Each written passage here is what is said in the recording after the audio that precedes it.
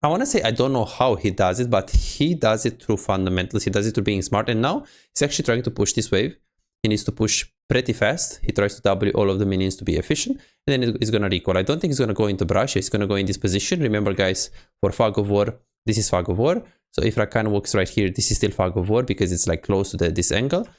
What's going on, guys? Vizais here. In today's video, we're going to analyze Viper, one of the best, if not the best, AD carry in Korea. He arrived to LVS and we're going to actually analyze one of the first games that he played here on LVS. You can see his account right now. 6 wins, 1 lose, 19-2, 10-1, 11-4, 5-0, 25. You do not want to face this guy. Okay, you can argue that he's playing in Emerald. So imagine that some, like this guy, Leon, he is, what? He's Emerald, maybe low Diamond. He was Diamond 1. Like 2024, so he's a pretty good player. He plays against Hamo Life, Viper, and I can see he's actually spamming games. Maybe he's trying to like snipe him again and again. I mean, of course you want to play against him because I guess like, he's one of the players where you kind of like to get smashed as an AD carry.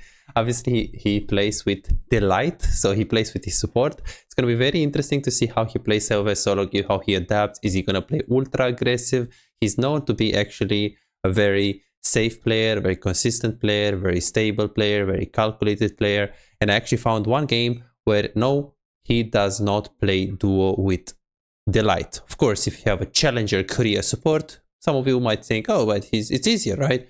It is definitely easier. And this is why we're going to analyze a game where he played by himself.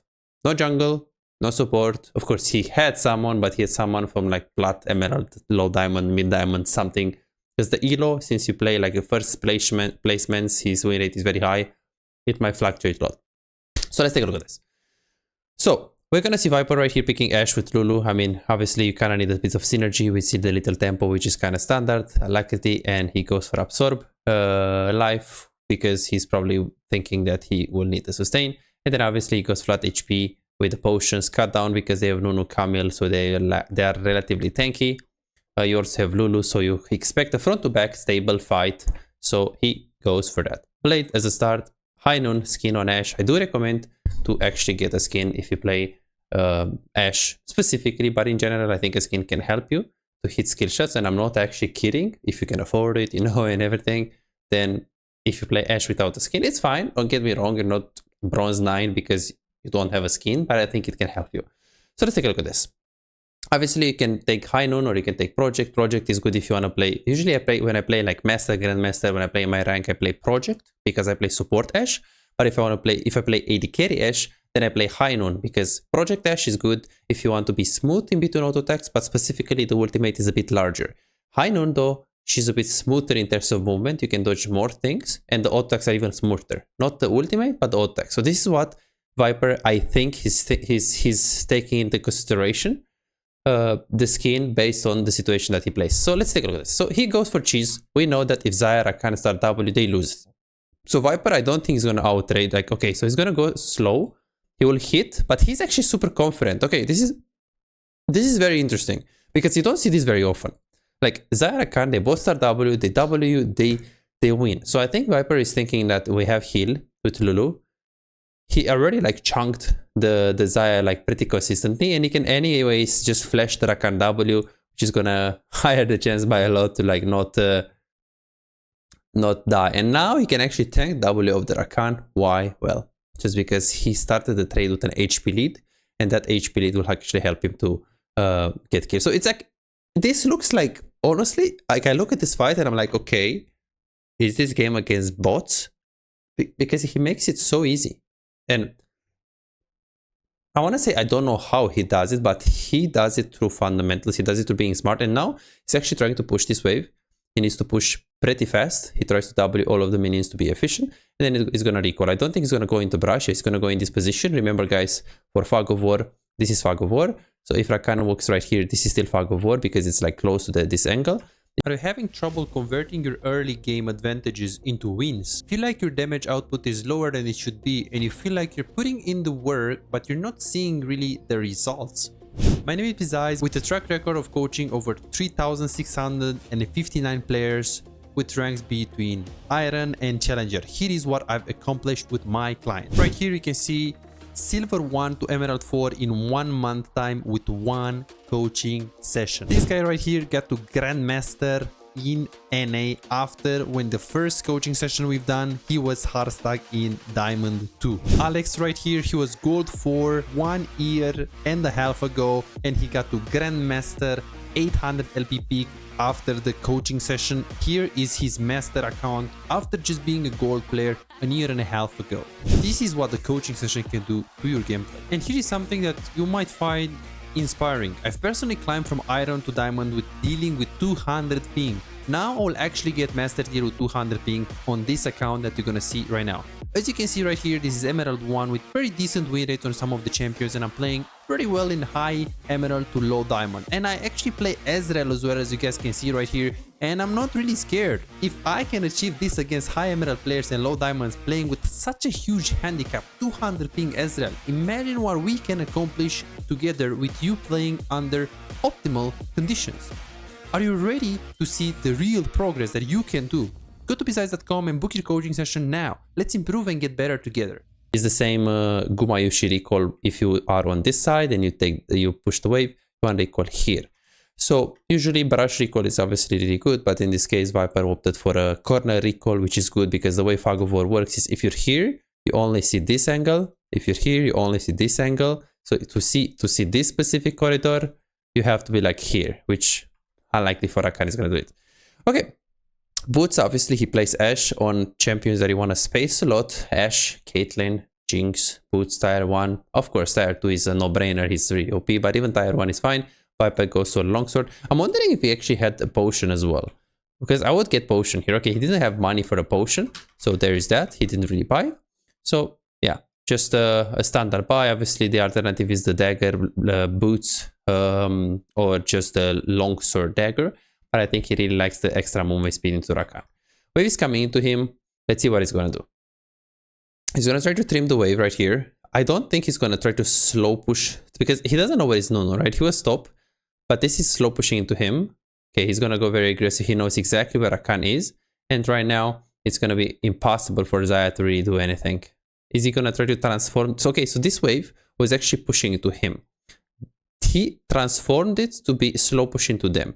And the reason why he does it is because he knows he can win the trade very, very well. Of course, at this point in time, when you don't know where is Nunu, this wave state is positive for you because it's pushing into you. But after you chunk this guy so consistently right now, you actually want to transform this wave into a slow push into them, because you know that even if Nunu comes, since you have flash and you can flash and of course heal, and you have summoner spells, the 2v3 is extremely easy, especially with jungle path in close proximity to the bot lane. So you can transform this wave slow push into you into a slow push into the enemies. Of course, any variable as in my jungle is top or Xayah is not low enough, she's like 70% HP, will make the decision of Viper be, okay, so let the wave come into you, play it safe. No, it's not this case. He knows he can 2v3, he knows he has close proximity jungle, he is thinking, he knows all of these things. He's probably not even thinking. This is like default for him. He's like checking the minimap, he sees it, he does it. It's muscle memory right now because he's literally that good. And I think he's going to do very good at words. So now he's pushing, and I really like the way he's pushing. He's seeing exactly where Shyvana is. As you can see, exactly when Shyvana walked into the brush, pay attention to the Viper positioning. Not only he's walking up to make sure Shyvana has vision on these two people, but he's also walking up on the left, pushing the wave from the left. Do you guys see that? Because obviously you want to be looking to follow here because something might happen. And as you can see right here, he's pushing because he wants to make sure Rakan doesn't follow. He wants to pressure, but he's also staying left angle. If something happens there, he immediately moves. Obviously, since it's this close, it's more important to move than getting the wave. Exactly what I wanted to say. So he's going in, easy peasy. For those of you who don't know, like his spacing is very, very good. His DPI is like 1200. And he plays with 50 sensitivity, and some people will say that this is low, but this is not low because he plays with a 53 grams mouse. He plays with the Viper V3 Pro. He actually changed his mouse a few months ago. And players like Guma, they play with a Razer as well, with a Tether V2. Actually wired, he plays with the wired edition, and I think he's like around 80 grams, 79 grams. And Gumayushi plays with like 800. So it's really like preference, right? With what you play. It's really preference. But yeah, I mean, when you think about DPI, you also need to think about, you know, the mouse, because Faker plays with like an 80 grams mouse and he plays like 3200 DPI. Just because it's a heavy mouse, it takes longer to actually like more force. It takes longer force to actually move it. So you play with a higher DPI. So when you're thinking about DPI, when you're thinking about sensitivity, obviously this matters a lot, like how much you have in game, right? Like, okay, now I have 100. But obviously what matters as well so much is the weight of the mouse, which people are not thinking. Also, Faker changes mouse to the new Viper V3 Pro. He doesn't like perform very well at the moment on it. So I hope in words he will. So yeah, I mean, if you want to get a good mouse, then try to look at what pro players have and, you know, or just get a budget one. It shouldn't be that, like, it shouldn't matter that much. Of course, if you're master, grandmaster, I recommend you a good mouse, but you can have like a super light or something like, you know, standard, reliable and everything. But I usually like Razer mouse. Okay, he takes the plate. So I want to see after he does this. So he kills them. So he follows, obviously, he gives up the wave. Remember, guys, he gives up the wave. A lot of players will be like, oh, you know, I get the wave first. No, you don't get the wave first. Why? Because the fight is close to you and she's in danger. If you lose 2 minions right here and your Shyvana dies, that's not worth it. Yes, if the fight was at Wolves or here, it would be too far from you. You push the wave and you consider moving after you push the wave, or you just get plates. Usually you just get plates. But in this specific case, the distance rule said, if it's close, I move. He takes the Xayah, okay? Xayah tries to barrier everything, we know it, we see it. And now he knows, okay, Xayah recalled, well, she died. Now she just respawned, it takes 30 seconds from base to here. The plate is relatively low, we have a big wave. I'm gonna take this plate and I'm gonna recall in the first brush. I like that he's actually letting the minions take the plate as well. And then something very interesting happens. It's like he doesn't buy tier 2 boots. And I'm thinking, okay. And I've always been saying this. Tier 2 boots are so broken. Berserker boots, 35% attack speed. But guess what? After I don't know if after I said it or like they just figured it out most likely, they nerfed it to 30%. And guess what? The attack speed right now is 25%. So they nerfed it to the ground, tier 2 boots. So then now it's actually super worth on champions like Ashe, Jinx, that benefit a lot from the tier 2 boots to actually rush the first item. Whatever you want to get, static shiv, Kraken Slayer. In this case, he goes static shiv, and I will go in depth on why he's going static shiv. There is so many builds. But yeah, the point is, tier 2 boots are not so important anymore, right? And because of the nerfs. So I'm thinking now he goes static shiv, there is no tanks, there is static shiv into Kraken Slayer, there is static shiv into Trinity, there is Kraken into Trinity, there is Kraken into Phantom Dancer, there is like a lot. Okay, some pro players prefer Bork, you know. I mean, at this point, he's just gonna run them down. Like he knows his limits so much that he's like, okay, I'm gonna tank everything. I don't really. I'm just closing my eyes and hitting you. Like I don't care, right? So it's that easy for him. But yeah, so the build, I said it, a lot of options, but realistically speaking, if you don't need Kraken, they don't have tanks, you don't buy that. You don't buy the Kraken Slayer, and then since he does have Aurelian Soul, he doesn't have like the best wave clear in the game. Static shift comes up pretty good. What is he going to build after static shift? He could go Trinity if he really wants it. Usually I go Trinity when I need 2 variables to happen. One is if I can utilize the ability haste. Ooh, so good dodge. So good dodge, Viper. Look at his movement, man. And it, like, you don't even see it if you don't see it on slow motion. Like, he walks up, W, he's kicking back, he's dodging this, and then now he's kiting away with the tower range. It's so smooth. It's so smooth. And I made a Pace video, and in Pace the video there was one guy, oh, you know, Pace is not that good. Pace is Genji 80 carry is not that good. And I'm just thinking, like, really? So like, and I'm sure that with Viper as well, like they'll be, oh, okay, he's not that good, it's Emerald, anyone can do this, you know, like a good player will get 80% here. It's like, yeah, but these guys are anyways at another level. Like, it's just crazy, you know, it's crazy. And I don't know, man, it's just people are just crazy. Why is he staying here? It looks stupid. No, it's not. It's not. Why is he staying? He's so ahead. After he kills, he takes 2 kills, he can take plate and recall. He doesn't even need to take wave, but tempo is huge since they are dead, so wave is super safe. The reason why he stays more are 2 reasons. When we press tab, he's super close to the static shift, right? I'm not actually sure, so let me check it. Let's check it together, guys. So let's see how close he is from static shift. Static shift lol wiki. So my understanding is that he has 2 reasons here. One is that he's close to static shift. 2, he has close to proximity jungle on the map, and he knows Nunu is top or base, which, okay, he's base. So he's thinking about all of these things. Of course, if I'm wrong, that means he's just, you know, this rank is too easy for him and he's underestimating them, which we all do if we're smurfing. But I don't think he's that, because I don't think Viper is a player with like huge ego. Like, I don't think he's gonna make an emotional play. Okay, so he has these 2, right? Okay, he has huge items already. So 1,000, like 1,400 out of this. So 1,500 he needs, right? Yeah, 1,500. Exactly what I said, right? He needs 160 more gold. Jungle is close proximity. There is no reason for him to recall here because he's that strong and they are super weak. So even if he's going to overextend here, he will get static and the chances of him dying here is very low, especially with his summoner spells going back. So what he's going to do, I think he's going to push this and he's going to reset. I don't think... Yeah, of course he's really going to fight because he's super strong and he does have flash. We see like insane movement here. And then now he's just going to recall. I don't think he's going to grid it because that... No. Okay, never mind. The Shyvana stayed, so he stayed too. Is he really going to go for the tower as well? That would be interesting. He does have Shyvana bot, but I don't think he's going to grid it in case... Nunu should probably be here. Okay, Nunu is invading, but you don't know. You can't know in the game. And what is he going to do right now? So, and at this point, a lot of players are like, okay, you know, there is 06. I've done it, you know, I can do this.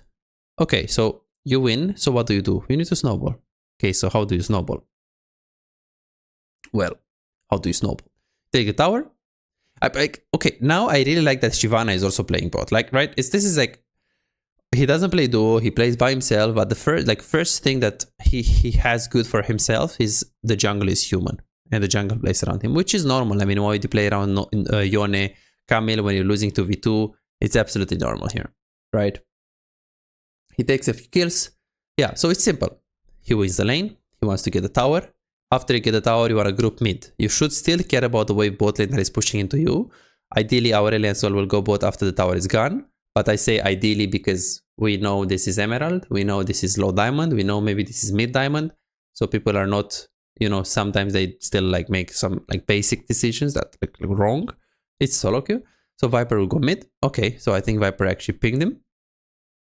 Our alien soul went bot. It's going to be very simple. He pushes wave mid, he plays for his ulti, he plays for the herald. This is how he snowballs. He takes herald, he takes objectives. Of course, it's also very important on AD carry to pay attention to the wave bot, because if Aurelian Soul stays mid and Xayah is pushing bot, you can always consider catching out the wave bot. But in this case, since Aurelian Soul was human and he actually went bot, I think this fight is very easy. Like, there is no way to actually lose this. And I'm just thinking, like, when he's gonna get higher elo, he's gonna play Ashe. Like, let's say he's gonna play like a decent elo, like a Diamond 1 or Masters, and he will play Ashe by himself. I feel like you need a bit of peel, because if people actually know that you're Viper, they will immediately go on you. And with Ashe, if you're not like super like crazy careful, it's actually like hard. Okay, this is the first misclick that I saw. I think I saw a few misclicks here. Let's see. This is like obviously super good kiting, dodging, good, and then he goes for the, okay, he's that minion right there, and then he's the tower. Yeah, I mean, obviously he's not like perfect. We don't really know this game. I don't know if he's played like after the scrims or before the scrims or in the morning. I actually don't know that. Obviously, keep in mind that these players, maybe this is their warm-up. Keep in mind that they are not used to the time zone. You know, maybe in Korea right now it's like really late, or it's really early. So the Europe time zone is like different. So all of these things matter because they influence the performance of the player, right? It's that simple.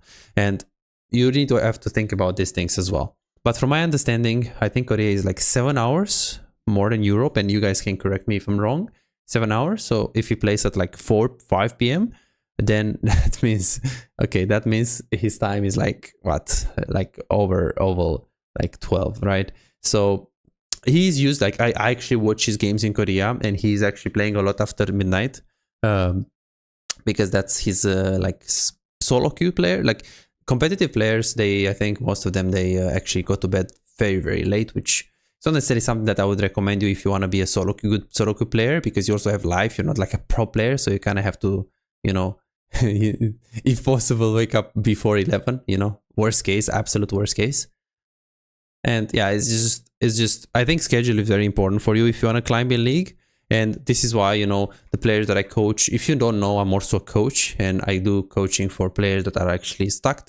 So if you didn't know, then so you can see it on the screen, people that were platinum before the coaching, and one coaching session they got to diamond 2. Here you can see people that, you know, were gold and they got to master, they got to grandmaster. You can see it on the Discord. This guy was silver, he got to emerald 4. There is one guy that got in 7 months from bronze 1 or silver around that to diamond 4 in 7 months, something like 7 to 8 months, I think it was, with the coaching session. So if you didn't book coaching session, or if you struggle on AD carry, but you truly want to get better, you feel like you don't do damage in the game, you don't have influence, you really should go ahead and book the coaching session. If you're serious about getting better, go to my website, book the coaching session, and you can see real things that are holding you back. Now going back to the Viper, what I like is that he knows his limits very well, and it feels like there is so many cases where he's just tanking, like this one, he's just tanking the death, you know, and it's like a shutdown for the Camille, and he does this like weird things. The thing is, he's conscious that he's testing the limits, but when he's gonna play a pro play game, he won't do it. And I'm just thinking, who is better, Hansama that plays, you know, or Reckless or whatever AD carry want to upset, or more common AD carry at the moment, because Reckless is support at the moment. Like they play SoloQ optimal, a bit like pretty safe. Okay, upset is a bit different, of course, and there are even Hans is like insane. But there are a lot of players, like a pro players, that are just safe in SoloQ. They play optimally and they don't necessarily limit test, right? And even though they don't make stupid deaths like this, remember that this is a stupid death by Viper and he's not the only one, and he's gonna make more. And Guma Sushi, he does it even more, and Ruler, he does it even more. So these people, they test their limits so much in SoloQ, and even though they die sometimes and they lose some games, when they are on stage, they actually know more than the player that is in Challenger that plays it safe. This is why, like a few years ago, when I saw like Reckless, like he was Challenger 1000 LP in Korea or something, like he was Challenger about like 500-600, and then Uzi, like a really insane player back then, he was also that level. And I'm just thinking, who would I want to have in a team, Reckless or Uzi? Because Uzi is playing like so aggressive, he's smashing you in the lane phase, he's hinting sometimes, but he's smashing you in the lane phase, and he's testing limits. Or Reckless, that is like always playing safe, always playing optimal, but he's not really going to be able to play like some huge aggressivity. Or so it's like on stage, Uzi, even though he will make some flip very few times, because obviously on stage you're like more focused and you just want to play a little bit more you know, more constant and more stable, he will also be able to make these plays. But Reckless, he only knows one playstyle. This is why I say that you should test limits. But that doesn't mean I press tab and I'm like 12 deaths and I die so much and I'm like, I'm testing limits, you know, it's good. It's like, no, you have to make a balance. Like look at Viper. He is testing limits, but it's not to a point where he's testing limits 100% of the time. He's playing like a Reckless mode. He's playing like safe, stable mode, like 60 to 70% of the times. And then 30% of the times after he gets a lead, he tries crazy things. So this, I feel like it's a good balance, and balance is very, very important. So what we learned from Viper is that testing limits sometimes is good. We learned that recall timings are key, like understanding how many plates and how much you can push your lead. I also liked how when he actually went to mid and he pinged Aurel and Sol to go bot, and he went mid and he fight for Herald and he won the fight there. I also like that he's so paying attention to the minimap. He's moving in the mid game so much, but also in the early game, many cases he left the wave and he just moved to the fight. So that's also appreciable, that he's not like a bronze player that says, okay, farm is more important, you know, take the farm. It's like, no, there's so many cases where farm is not important. You need to prioritize the fight if it's close to you and if it's like urgent, right? So this is why I love from Viper, guys. Thanks so much for watching. Hope you enjoy it. Let me know what other player you want in the next video, and let me know if this was helpful. See you guys.